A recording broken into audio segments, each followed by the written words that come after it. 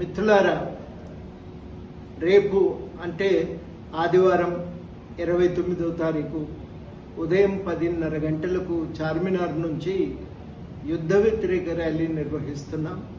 ఈ ర్యాలీని యుద్ధ వ్యతిరేక కమిటీ ఆధ్వర్యంలో జరుపుతున్నాం.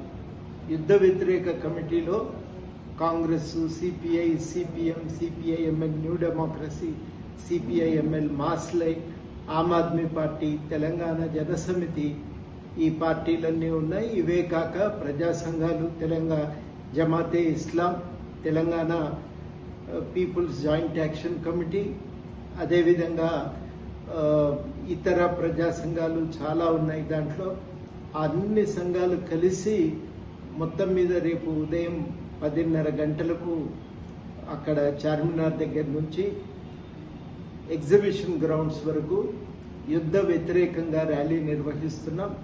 ఈ యుద్ధం వాస్తవానికి అమెరికా ఆధిపత్యం వల్ల తలెత్తింది. ఒక సామ్రాజ్యవాద దృక్పథంతో ఇతర దేశాలపై పెత్తనాన్ని, ఇతర దేశాల వనరులపై పూర్తిగా తన నియంత్రణను కోరుకోవటం వల్ల ఈ యుద్ధం సంభవించింది. ఈ యుద్ధం విస్తరిస్తున్న కొద్దీ మనకు కూడా చాలా ఇబ్బందులు తలెత్తుతాయి.